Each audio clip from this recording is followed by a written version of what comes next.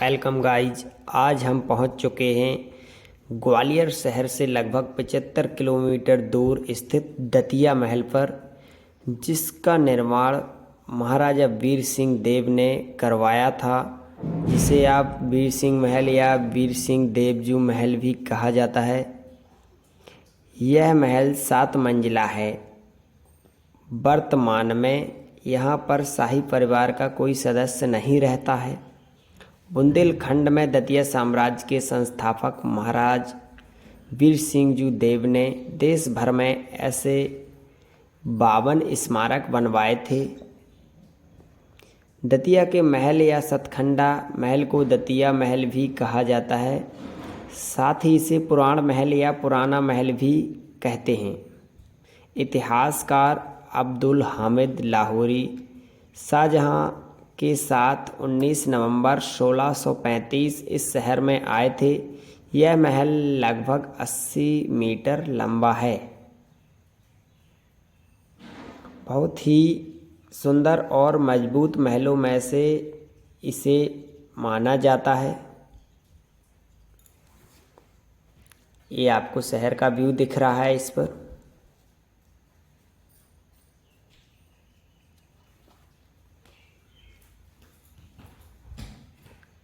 मैं आपको बता दूं कि इस महल के निर्माण में 9 साल लग गए थे। महाराज वीर सिंह जी देव को इस महल का निर्माण करवाने के लिए 9 साल का समय लगा था और इसमें तकरीबन जो इसका खर्चा आया था बनवाने में वो 35 लाख रुपए था की लागत आई थी इसमें। यह दतिया शहर के पश्चिमी किनारे पर एक अलग चट्टान पर स्थित है। अभी हम इसके आंगन में पहुंच चुके हैं और इसमें कुल मिलाकर 12 आंगन हैं। यह राजपूत वास्तुकला के साथ मुगल वास्तुकला का प्रतिनिधित्व करती है। यह राजा वीर सिंह देव द्वारा निर्मित सभी 52 महलों में से सबसे बड़ा और प्रसिद्ध है। इसे दतिया राज्य पश्चिम में सिंध, दक्षिण पश्चिम में महुवर, दक्षिण पूर्व में पहुज एवं उत्तर पूर्व में सिंध और पहुज नदियों के मध्य स्थित था। दतिया राज्य के अंग बुंदेला राज्य की स्थापना के पूर्व कन्नौज के गुर्जर प्रतिहारों और चंदेलों के राज्य के अंग थे।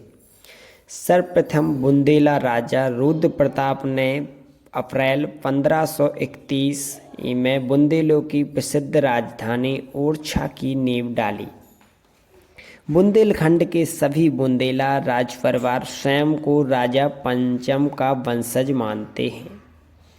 पंचम काशी के राजा कर्णपाल या वीरभद्र के पुत्र थे। रुद्र प्रताप की मृत्यु के बाद उनके ज्येष्ठ पुत्र भारती चंद ने 1531 से 54 तक ओरछा के राजा बने। भारती चंद के एक छोटे भाई दुर्गादास ने दतिया से 7 मील दूर दक्षिण पश्चिम में दुर्गापुर नामक ग्राम बसाया था। संभवतः इसके आसपास के प्रदेश दुर्गादास बुंदेला के अधिकार में थे और दुर्गादास इनकी प्रधान गद्दी थी। भारती चंद की मृत्यु के बाद उनके कोई औरस पुत्र न होने के कारण अनुज मधुकर शाह ओरछा के शासक बने। अकबर ने वीर सिंह देव को दबाने के लिए दौलत खां को बड़ौनी भेजा और बड़ौनी पर आक्रमण करके अधिकार तो कर लिया, परंतु उनके मुंह फेरते ही वीर सिंह देव ने पुनः बड़ौनी को जीत लिया। इस स्थिति में अकबर ने ग्वालियर के मुगल फौजदार राज सिंह कछवाहा और ओरछा के शासक राम साय बुंदेला को वीर सिंह देव पर आक्रमण करने की आज्ञा दी। राम साय वीर सिंह देव के अग्रज भी थे। वीर सिंह देव ने यद्यपि मुगलों के दबाव के कारण घने जंगलों में शरण लेने और बड़ौनी आकर आसपास के मुगल क्षेत्रों में लूटपाट करने की रणनीति जारी रखी, परंतु बार बार के मुगल आक्रमणों से तंग आकर वीर सिंह देव ने मित्रों की सलाह मानकर शहजादा सलीम से मिलने का निर्णय किया। शहजादा सलीम अकबर का विद्रोही ज्येष्ठ पुत्र था। वह इस समय इलाहाबाद में रह रहा था। वीर सिंह देव अपने मित्रों के साथ जब शहजादे के पास इलाहाबाद पहुँचे तो उसने उत्साह से उनका स्वागत किया। सलीम के मन में यह भावना घर कर गई कि उसके प्रति सम्राट का कठोर रुख का कारण सेनापति अब्दुल फजल द्वारा सलीम के विरुद्ध शिकायत करना था। अकबर ने अब्दुल फजल को इस समय दक्षिण के युद्धों से शीघ्र राजधानी वापस बुलवाया था। अब्दुल फजल के दक्षिण से राजधानी वापस जाने का मार्ग नरवर होकर था और यह स्थान वीर सिंह देव की जागीर बड़ौनी के निकट था।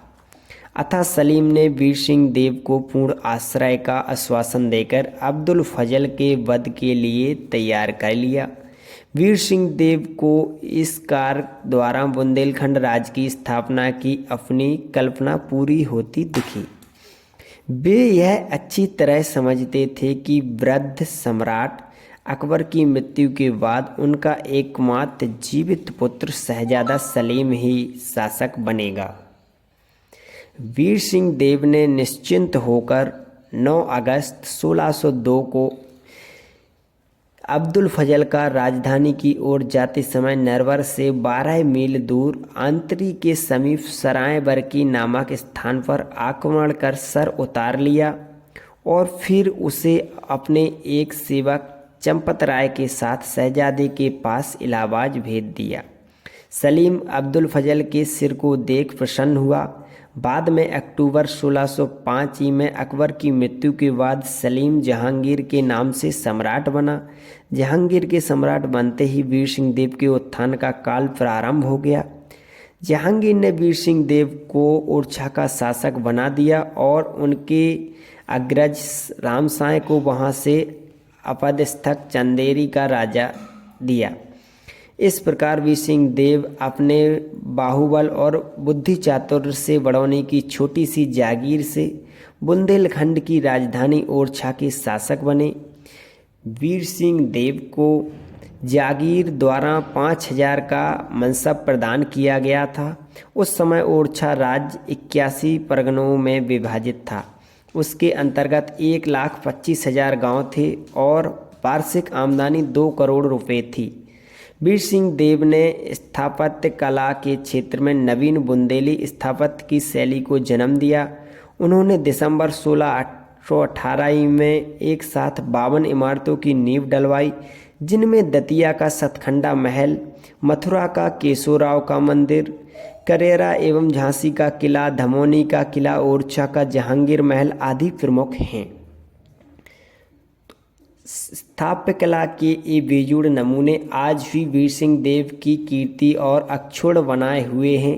संसार प्रसिद्ध कला विशेषज्ञ पर्सी ब्राउन और रामकृष्ण दास ने वीर सिंह देव की स्थापत्य कला का विशद विवेचन किया है।